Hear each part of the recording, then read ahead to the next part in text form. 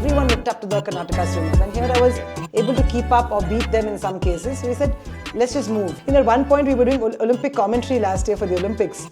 And our cameraman is sitting and watching, in the breaks, he's watching cricket. And I'm like, hey, we're winning a medal in hockey, That's why I like Bangalore, right? Some will be running, some will be cycling, some, this terrible pickleball obsession. So I see how long paddle, I don't know which is which. You almost died, right? Yes. When you were 5 years old? Yeah. Who pushed you in the pool? So we were playing some, catch. Was it a pool? It was a pond. It was a pond. Dirty fish pond. I think that made it worse. So I was just playing with some friends. We lived in Sainik Puri, which is the defense colony in Hyderabad. Okay. And we were playing in this huge bungalow, some friends thing, and we had a lovely pond, which looked lovely at the time from outside. Then somebody pushed me in by mistake. Just a matter of seconds, my dad was there and pulled me out. But that just those few seconds, I was petrified. And of all places, at that time, the next place we moved to was Chennai. Now in Chennai, that heat is so stifling, I would not even go near the beach. Really? Yeah, I wouldn't go near the pools. Oh, because I was wondering why for swimming you moved from Chennai to Bangalore. It seemed so counterintuitive because you have the seas and the beaches over there. No, so the total opposite where actually Bangalore has the #1 swim coaches, infra. Really? Yeah, and to some extent sports culture. When it comes to swimming, we are the powerhouse. So even if you see like anybody from a different state going to the Olympics, they have trained in Bangalore. Oh, so for me, since I moved here, I could have still continued to represent Tamil Nadu. But I said, let me just represent Karnataka. And then now, of course, if you ask me, I'll say Bangalore is my home because I came here when I was 14. Okay. So it's almost like 30 years. So that means you would have been in the 8th when you joined Sophias. Yeah, correct. So I missed a lot of my schooling was all in Chennai. I mean, all over. I've lived all over India. So I've lived in Assam, Hyderabad, and Chennai, and then Bangalore. Just after that, after I moved here, now we don't want to go anywhere. How did your parents make that choice of Sophias as the school that she's going to go to?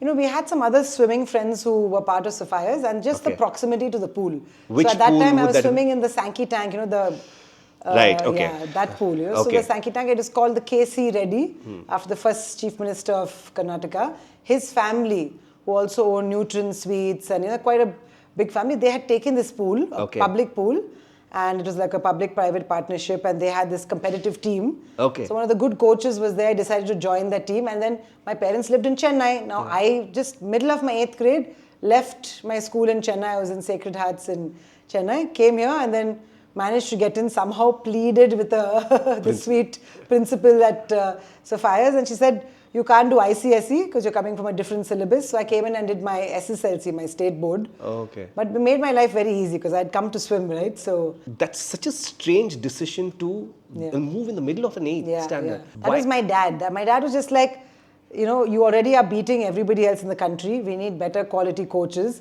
Like my coach at the time would write my workout, dip it in the water on a piece of paper and stick it on the wall. And then he'd disappear to do his learn to swim or whatever makes him the most money. So my dad was like, listen, I have something here where I'd already talked about the Olympics. I had my dream of, one day getting there. He said, this is not going to cut it.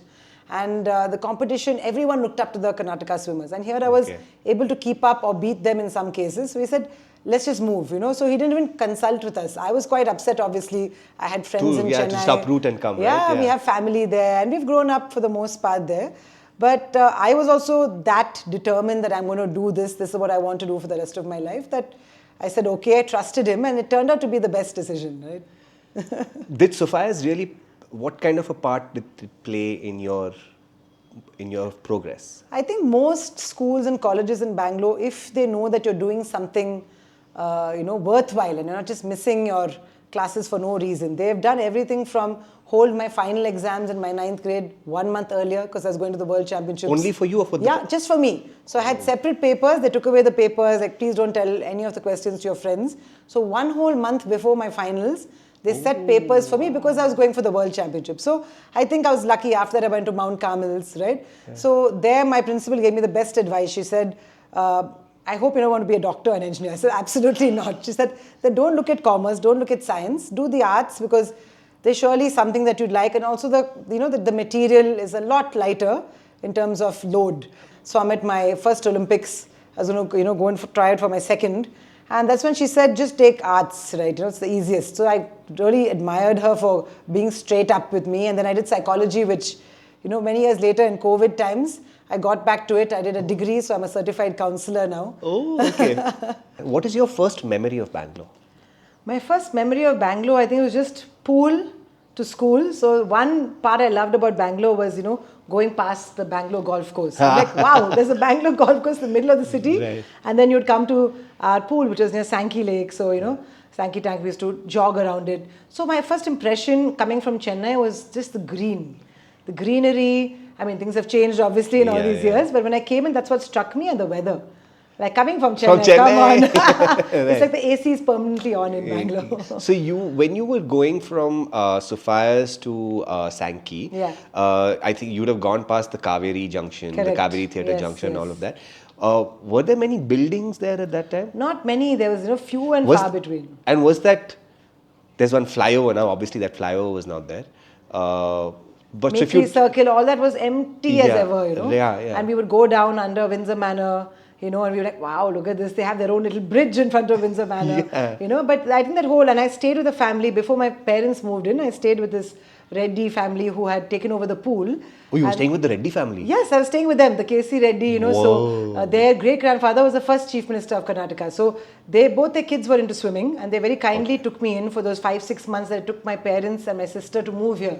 So I moved on my own. I went in my Sophia van to school up and down. But they really took me, you know, treated me so well. And I lived in Sadashinagar, you know, very close to Rajkumar's house, you know, so in that very glamorous part, we have bungalows. And I was just like, wow. Look Avenue line trees. Beautiful. And then when we did move here, we moved just, you know, the high point apartments, these high rises next to the Sophia school. Yeah, and you know, we had the little chaat shop called Chalukya. Chalukya. That Gangotri at the Chalukya, the junction, you know. So we had really good, very simple, just school, back to the pool, back home.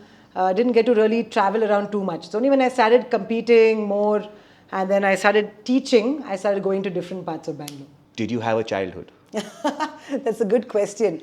So now when I look back at it, I feel like I really had a great childhood because I was involved in sport.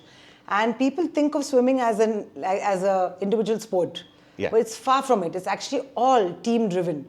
Like you go in, you're able to do those, you know, 11 sessions a week, 16 kilometers a day, because you have such close bonds with your team. You're training together, you're slogging, you're doing the same tough workouts, you travel for competitions. So that part of my childhood I really enjoyed. And I see it now with my kids, where I've got twin girls and they're getting into the sport also. And they're enjoying the very same things, you know. So apart from the fact that I still went to school and college, which is very important, even though maybe I had 20% attendance, 30% attendance. And I didn't feel I really missed out on a lot, except things like travel, you know, even things like sports days, you know. I've actually been for more sports days as a chief guest. Okay, so my first chief guest role, I was 15, okay. I'm still in school and I get called to be the chief guest of another school. So my dad said, go. He helped me write out a little speech. You know, and since then I've been to like maybe 150 schools all over speaking to kids. But I feel like, you know, those are all special moments. But I didn't really miss out. I feel we didn't have much time. Like I said, I didn't have free time. So I caught up on all that, I think, when I retired.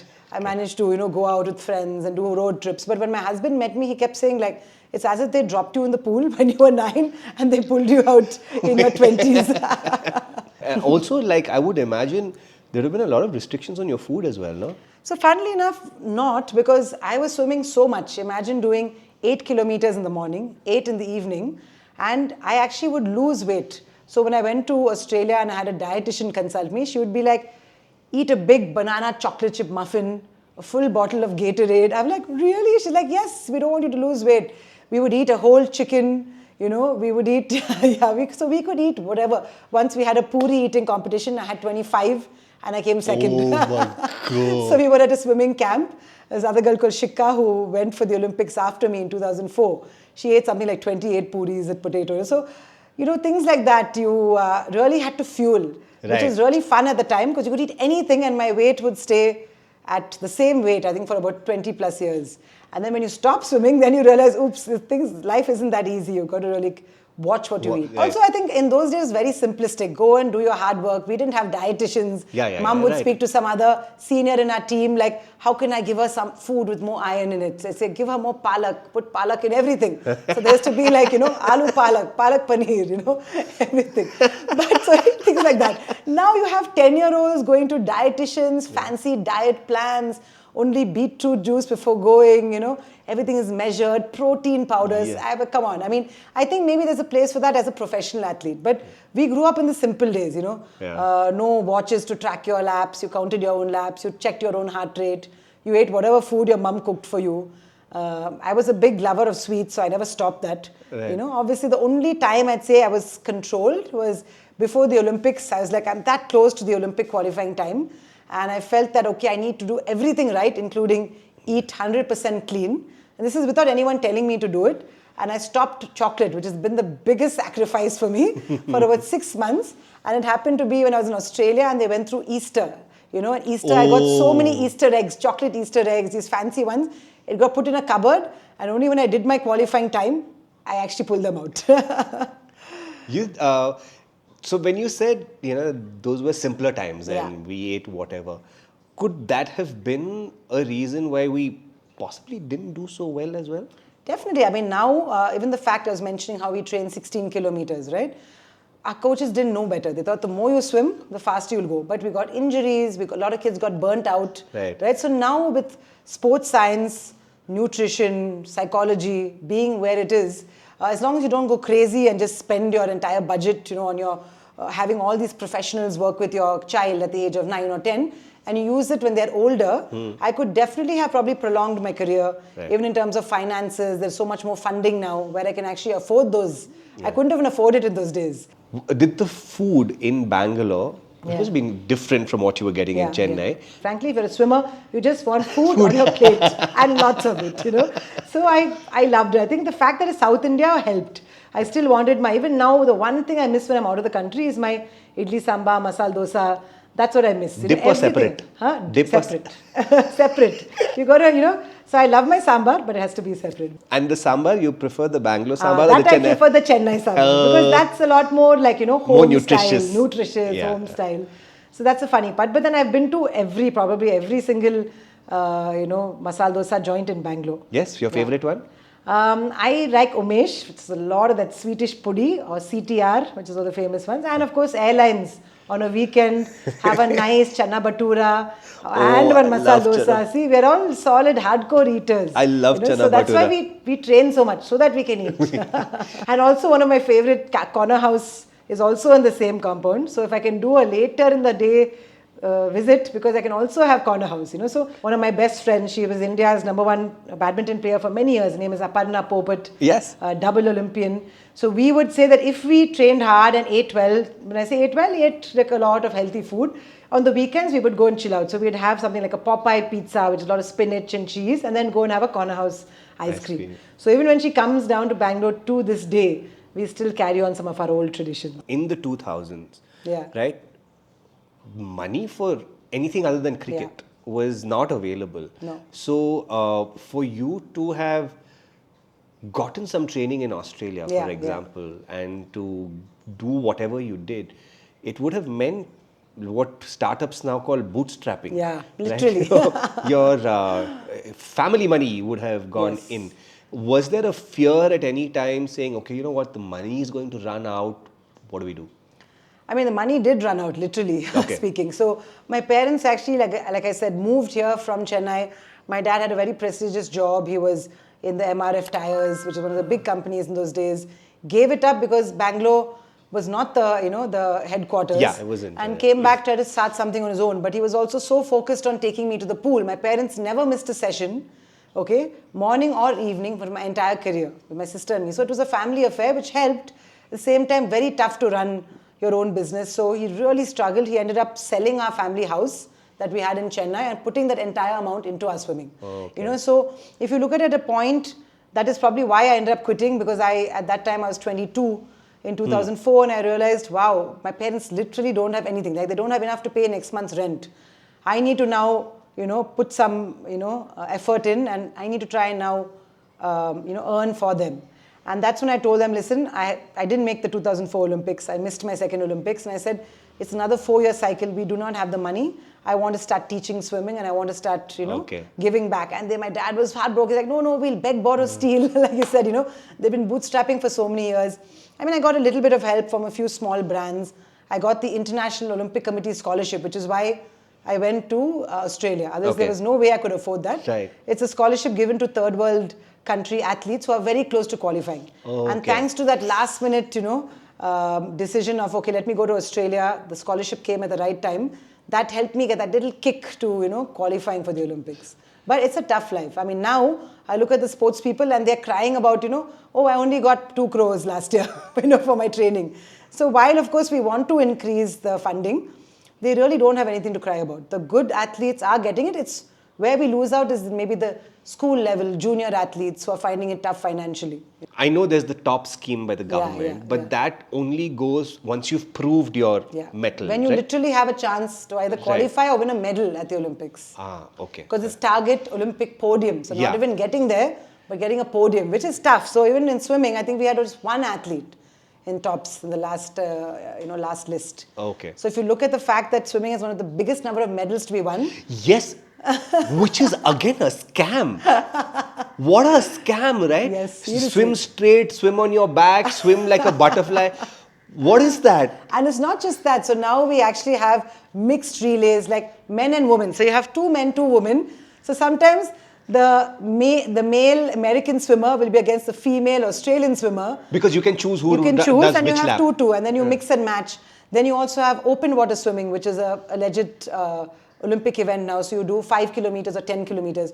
You have not only diving, which is in a pool, we also have high diving, which is like 25 meters, So we have some crazy events, synchronized swimming, water polo. So just aquatic sports has so many medals, which is why all other countries focus so much on any kind of water safety, teaching kids how to swim, learn to swim. But only in India, till now it's been on the back bench. It's like a summer camp activity. Now people are realizing, wow, if my child knows how to swim, they could even represent India in triathlon if they're good in their running. And it's so much easier to get into a triathlon Olympic team than it is to get into a swimming team.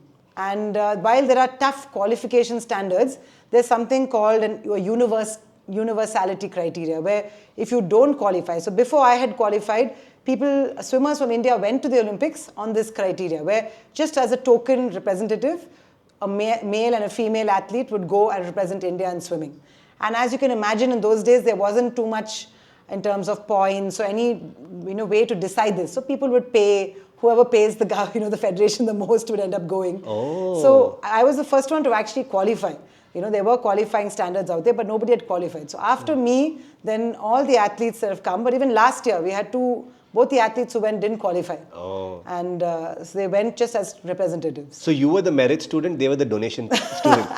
That's it. Oh my God, I wouldn't say that. I mean, swimming is a tough sport. Come on. Like I'm sorry, I do a lot of cricket bashing, okay? Because I'm anti-cricket. I'm a cricket lover, but go for it. Let's see. Only because just the sheer amount of funds that are available, right? So looking at that, the kind of, the lack of funds that I say for all levels of cricketers. I remember when I won an Asian medal, Coca-Cola was sponsoring me at that time, and they come out and say, sorry, we have to take away whatever little funding they were giving me because it's going towards district level cricket. And I'm like, are you kidding me? Like, I just won an Asian medal for the country. I was, I think, 11 or 12, an Asian age group medal, and they gave it to the cricketers. So I feel in some ways it's unfair, and I feel that some of the cricketers need to do more. Like you have people who are doing a lot, like Rahul Dravid, lending his name, lending money to a Dravid Padukone Center, which has some fabulous facilities, got so many Olympians and even Olympic medalists, but not enough being done. But I have to applaud BCCI for whatever they've done. They're really smart. Where our federations, a lot of politicians in there, the few people who are in there have been there since, for donkey's years. Now with the new sports policy that's just come, there's some very strict tenure requirements where people have to move on, move out, fresh blood has to come in, more women, more Olympic athletes and, international swimmers. So I think now we're moving in a correct direction, but I think, the amount of money that goes into cricket, if that had to go to all the other Olympic sports combined, imagine where we'd be. right? So like a Neeraj Chopra, the reason he wins a medal or a gold is because so many crores went into him. You know, he got that funding at the right time. And it's not that we don't have that. We really do have it, you know. We do have it, whether it's a shooter, badminton, you know, and you even have, imagine like a gymnast, like a Deepa Karmakar. Nobody's even heard of gymnastics in India. Yeah. So we have the talent, we just don't have the funding, and we don't have a good system, like say the NCAA that the Americans have, a university system which hones this talent. They get the top swimmers from all over the world. You know, the Europeans and maybe not the Australians, they train in Australia, but a lot of the Europeans go to America. A lot of Indians also now are slowly trying to get in. And you're swimming with the top swimmers in the world. And so when you go for a world championships or Olympics, people who are in your college representing another country, but they've all been produced by this NCAA system. Here in our university championships, it's like, you know what, please, somebody go and get us some medals. You know, kids like people like, no, I don't really want to go. It's not a big meet for us. You know, so we need to have that excitement about continuing swimming past the age of 18, 20. Most of our professional athletes across sports drop out by the age of 17, 18. But that's also because I think, just like you said, I suddenly realized that my parents didn't have the money. And so I had to drop out. Right? Also, I'm assuming the injury had a part to play in that. But you took that choice for you made that decision for the family. Yeah, if you look at it, that was about 25 years ago. Now, so I'll tell you what has changed now. And I keep trying to talk about this when I go for a sports day, when I go for even for my own team meetings. I tell parents that the business of sports has grown exponentially. Right. And right now, there's the most money in sports, and it's across. You can be a sports psychologist, a sports nutritionist, you can be in sports management, you know, so you can have your own academy. So my point is, even if you feel like the education is better abroad in terms of sports medicine or sports science, do that, but come back to India. Like they have enough, you know, experts, but that's what we really need here. So I feel for my own career, if I had, you know, at the elite level, when I'd qualified for the Olympics, I had a chance for that second Olympics. If I had a sports nutritionist, a sports scientist, and I had that briefly in Australia, that's what probably helped, right? I went to a sports psychologist and she said, this is how you're going to train your mind to avoid the pressures of, you know, being in the Olympic qualifying year. I went to a nutritionist who would say, you know, you're reducing your workout before the competition, so eat the pasta with tomato sauce and not with cream sauce, you know, so you don't put on weight. So simple things like that where you don't have to think for yourself. There's a whole range, you know. You have to just focus on the it's like a whole ecosystem around the athlete. But otherwise, when we grew up, we did everything. Like my mom was my nutritionist, and my dad was my driver and my psychologist. So it was. Of the multiple awards that you won, so you won Arjuna Award. You won the Arjuna Award, you won the Ekalavya Award, you won the Rajyotsava Award.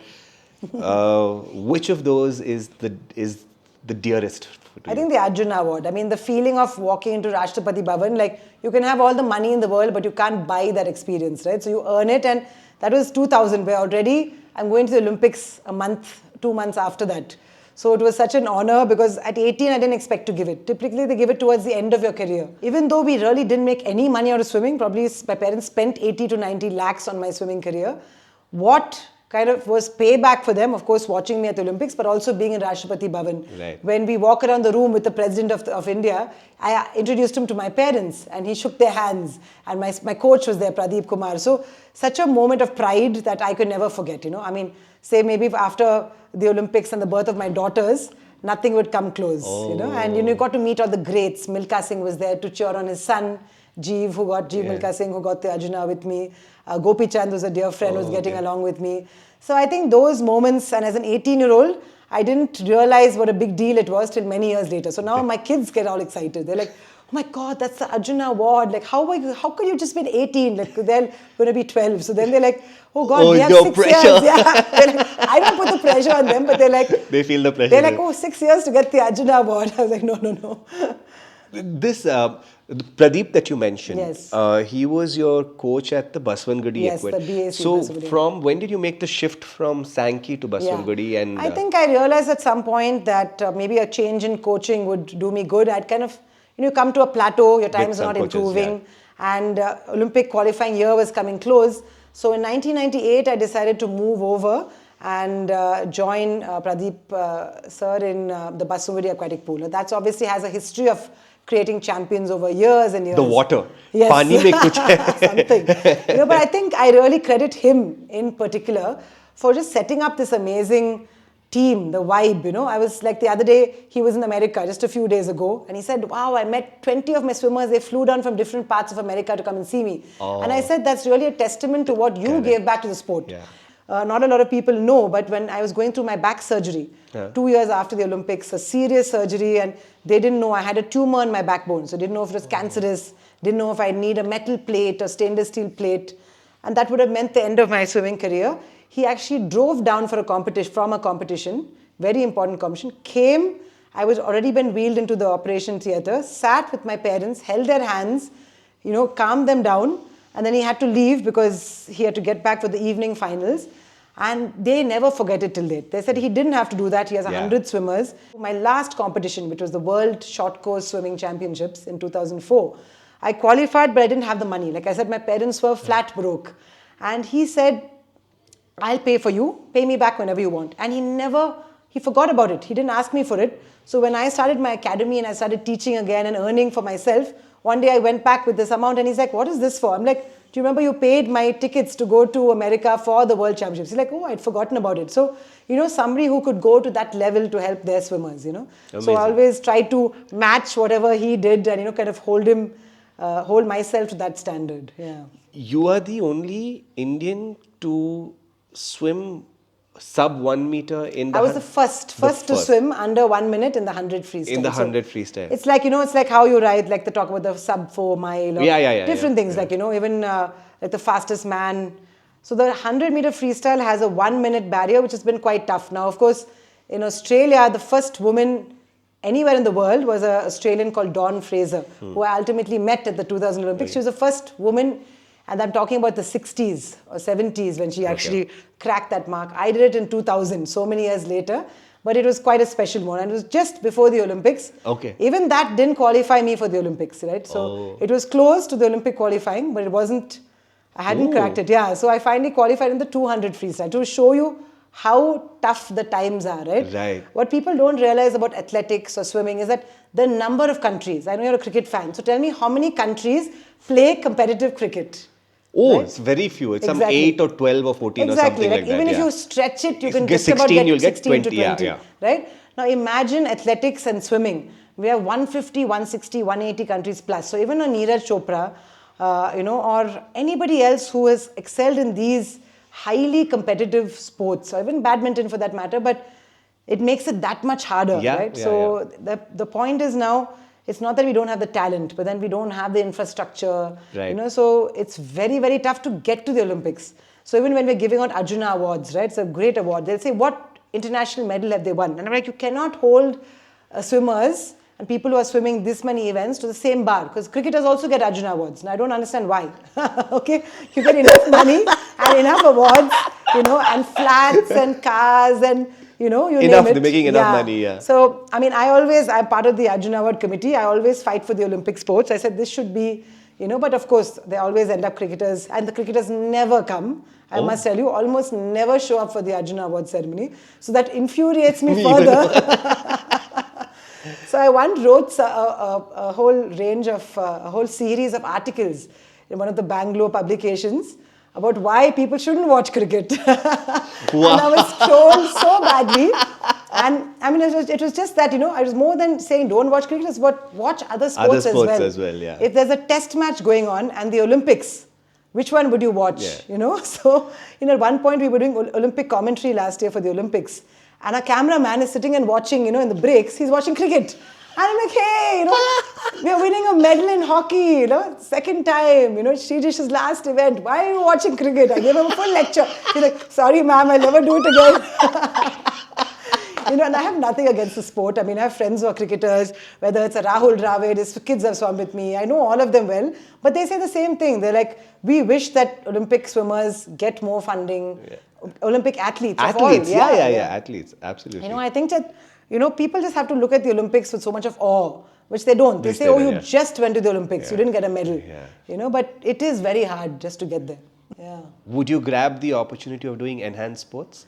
No, this is a good one, and this is very controversial, right? But I am somebody who feels like sports is about purity. And like I was so upset when I heard that Lance Armstrong was cheating, and it didn't make me feel better that he said, everybody's doing it, so I'm the best out of all the cheaters. Now that doesn't justify it to me. So there's something called the enhanced games. So for people who don't know, it is you openly take any kind of drugs, so PEDs steroids, they're called, right? performance enhancing drugs, given to you by a doctor who'll give you a prescription, they'll monitor everything, and they claim they want to see the limits of human potential.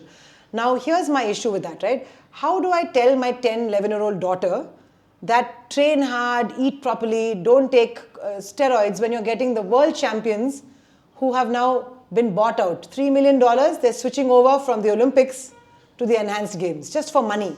You know, the good thing that a lot of organizations have done, including the World Aquatics that runs swimming in the country, is they've said if you take part in the enhanced games, you cannot take part in the World Championships, the Olympics, right? So now you have to choose. Do you want to go the clean way, the tough way, if you ask me, or do you want the easy way out? Now, while I'm all for athletes they keep saying, no, we want to give the athletes the money they deserve. Right. Surely you can take that same money and have, like swimming is an amateur sport, so we don't always get money for winning medals. So maybe start that, prize money for athletes. Those so many $1 million could have done so much for youth sport, for college sports, for para sports, right? With your kids now and your family, like if you had to, what would you do on a Sunday? We'd actually be at the pool early morning. So how much time are you spending at the pool? We spend so many hours also because now not only do my kids swim, I run an academy. I teach this fun group of master swimmers. Now this is the most exciting thing for me, is that people are taking up like competitive swimming. In competitive, when I say going for some ocean man event, it's a 5 or 10K. Triathlons. One of my 70-year-olds just finished a full Ironman, 72. Okay. So I'm so proud of these guys, even more so than the kids, because it really takes a lot to have family, work, still show up at 5 a.m. and work out. So I'll be doing one of those things. Apart from that, I think the only other place that we'd go to is like a Cubbon Park, and I have my sister just had a baby, and so we have a 1-year-old nephew who's like my third child, so you won't believe I've not had time in 1 year to take him on Sunday morning to go and see the dogs. His parents have taken them, but as always, in COVID times, I used to take my kids. We'll stand at the dog park in Cubbon Park. It's such a lovely thing. You have so many kids, so many dogs, and then my kids learn to, use their wave board and cycle in Cubbon Park, So one of the gems I feel in the heart of the city. And I'm a big reader. I love my books, so I love to go to a Blossoms, so I take 20 books to exchange, go back with another 40, So that's probably something my kids we love it, all of us will be sitting and reading books on a Sunday, and we have some time to chill. Oh, damn nice. How old are your kids now? So I've got 11-year-old twins. They're going to be 12 very soon. But it's like, going on 30. They, how these pre-teens are. I get a lot of eye rolling and a lot of, Mom, you're so cringe. In fact, my daughter's 12 as well. So you know what I'm going through. And I love to embarrass her. Yeah, exactly. Because I'm just like you. They have all this lingo and all, right? Yeah. So in front of her friends, I'll use the lingo. Tell me what you would say. So for example, brain rot. Words like riz, then oh my god. For me, what I can't handle is when I'm asking them a serious question, they're like, no bruh. And I'm like, not even bro, but bruh. So I'm like, I am not your bruh. I'm a very cool parent, but that's where I draw the line. So if they ever call me, like if they ever bruh me in public, then I'm like, no, I'm going to dance. It's like, please, you embarrass I love that. I'm going to dance in front of your friends. They're like, no, you're the world's worst dancer. I'm like, I'm not that bad. They're like, no, you really are. So like you said, it's good fun. But I think these kids are they're very different from what we were at 12. Our parents would say, shut up and do this. They'd be like, why? Why should I do this? What is the benefit? So we've taught them now to question authority, to think for themselves. Now they're using it against us. And I'm very happy. Yeah, it's good. It makes me very happy that you'll question, that you'll ask me back. I have to explain to you, you will negotiate. Yeah, of course. In fact, my daughter famously within the house, made a PowerPoint presentation. Wow. A 6-slide PowerPoint presentation on why she should get a phone. Oh. And she said, Mama, Dada, please come. I'm going to present to you. And she presented to us. Wow. And my wife is great at PowerPoint presentations. Okay. Was she impressed? She said, very good. Okay. But you've not covered these points. So go back and work. Tough parents. So go back I and would work. say, okay, extra marks for putting in that much effort and giving you your phone. Did she get the phone? Not yet. We're still. But trust me, surviving twins is tougher than going to the Olympics. No, please, like anybody who has twins, I have respect for how you have managed to stay safe. And I've never had a nanny. Ever. Oh, wow. So this is what I'm most proud of. More than the Olympics is my husband and me not killing each other and remaining sane through raising twins on our own. But now that my sister has one, she's like, how did you manage twin toddlers and how are you going to manage twin teens? So my answer is sports. Get them so tired that they sleep in half a second. They don't have the energy to do, drugs or smoking or drinking. So this is always my hack. And like make them swim itself. Like you don't have to be a competitive athlete. Right? That's why I like Bangalore, right? Some will be running, some will be cycling, some, this terrible pickleball obsession. Honestly, how long paddle, I don't know which is which. Involving high rocks is a new craze. Yeah, I just saw Shwetambari Shetty do the high rocks and on a podium finish. Yeah, exactly. So if I compete next year, which I'm planning to, I'm going to be in Shwetambari's age group. So God help me, because that girl's fit. But I'm also a big competitor, so I don't compete to lose. I threw it down on camera. But it's good fun. Just to kind of keep yourself. I think you need some kind of goal, right? Because with work and kids, and it just gets very difficult. And Bangalore traffic, right? So you said Cubbon Park was one of the gems for you. Yes. What are some other gems in Bangalore for you? So I like some of the older places like a Bangalore club. Now, why do I say Bangalore club? I know the whole colonial thing is there, but because you're a fancy person, famous person, Olympian. They would have said, please come. My father-in-law was gifted Bangalore Club membership. I didn't even pay for it, okay? But I go there because one is, imagine a piece of history like that. You have a Winston Churchill who signed in their guest book. So more from that point of view. And then again, a lot of sports, right? Somebody's swimming, somebody's on the lawns, kids are running around. So I love a place like that. Or I'd love to go to like Nandi Hills. There's a beautiful lake called Gudibanda, Gauri Bidanur, where all the open water swimmers go, an hour and a half from town. Beautiful, calm lake, and there are proper, open water swimming sessions happening there. And so many hundreds of Bangaloreans are coming and getting used to you're swimming surrounded by hills, So coming from a place where how much I love water, so I miss the sea. Right. So this is my little escape. Apart from that, Cubbon Park, I can't go past that, of course. And I think the other thing is just the food scene. I'm not much of a nightlife person. I don't drink. So good habits for my swimming. You're drinking enough from the pool. Yeah, a lot of highly chlorinated water. But I make up for it in all my food trips. And of course, I just love our Bangalore airport. Sometimes just drive out to the airport for fun. It's such a nice, calm, place once you're there. And that T2, come on, it's so cool. I've been to so many amazing airports. But really, we have something amazing. And the fact that it's so green, with the fancy lighting, So I think so many things that I love about Bangalore. Some of it obviously over time has gone on. But even a Freedom Park, looking at it coming from a jail to now becoming this place for, the public to kind of voice their opinion. And my pool is just next door, so I go over what sometimes. Is this pool that is just next door? So it's like I have a mini lake that I run in the middle of Bangalore. It's 7 feet deep throughout.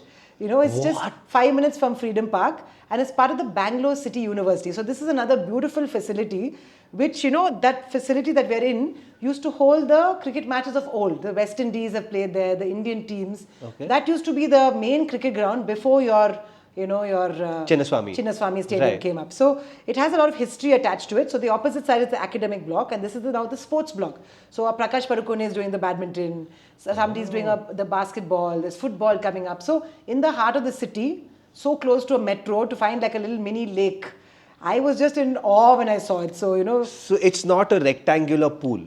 So it is 10 lane and 50 meters.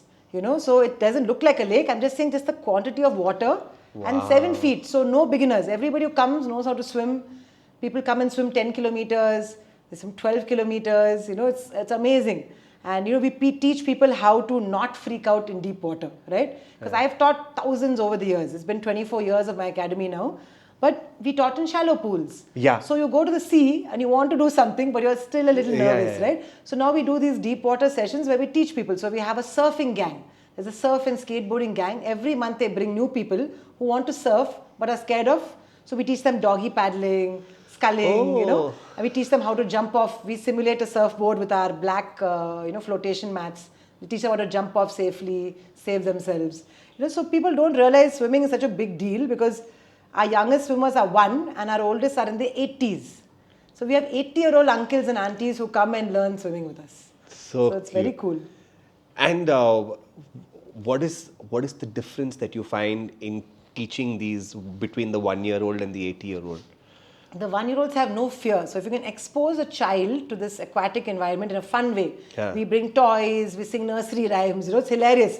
1 minute I'll be teaching some competitive swimmers, take your marks, go. And next minute I'm singing, the wheels on the bus go round and round, So we teach them fun stuff. Like we'll say, the motor on the bus goes brrr, where we teach them to blow bubbles, So fun stuff. So kids have no fear. So if you get them involved in the sport young, it's very easy. But it's good to see, we had these 2 uncles, grandpas, who my grandkids, I bring them to the pool and I want to have fun with them on holiday. So I want to learn. We said, come. Then they take it easy on us. We're of course. So we took it easy. Then they brought one full gang. We had a full gang of 70, 80-year-olds, So it's a sport that you can do anytime. So there's no real downside to it. And I think the fact that now all these, earlier it used to be I'm going to be very cool and run a marathon. Now it's I'm going to do a triathlon. Or I'm going to do a sea swim. That's a new thing, right? I have a couple of swimmers who have crossed the English Channel, So in their 50s, 60s, they're crossing 32 kilometers. And this is at one stretch? Yes, in one stretch with one boat aside you, I'm finding it difficult to breathe. Just listening. And jellyfish, we actually wear jellyfish repellent. So I'm competing in an Ocean Man event, which is a 5 and a 10K event in the sea in Goa, coming up next month. I'm back to my training. So I have to give myself goals, right? Every few years I come up with some crazy goal. Before I touched 40, I said I'm going to run an ultra marathon. So I ran a 50K. Then a few years later, I got heavily into CrossFit. So I said, I'm going to do the CrossFit Open, which I still do every year. So this year and last year, I said, let me do this Ocean Man swim because it just makes me uncomfortable. You'd think I'd be very confident, but I'm in a pool with lane lines, with a very lovely, calm water. So I want to put myself into these uncomfortable positions and kind of push through I may not fully enjoy it like I do a pool swim, but it kind of gives you this different, experience. So you get to do these events and try to qualify for the world finals, So a lot of fun stuff happening, So I'm so excited to see the 40 and 50 gang. It's like the revival of fitness for that age group, I have something called the Bangalore Dabba. Okay, where I have some 20 items in it. Okay. You have to pick a number between 1 to 20 and I'll pick something out and give it to you. Okay. And you have to tell me a story associated with it. Okay, sounds good. Okay. 1 to 20. 8. So you have a single screen movie ticket. Oh, single screen.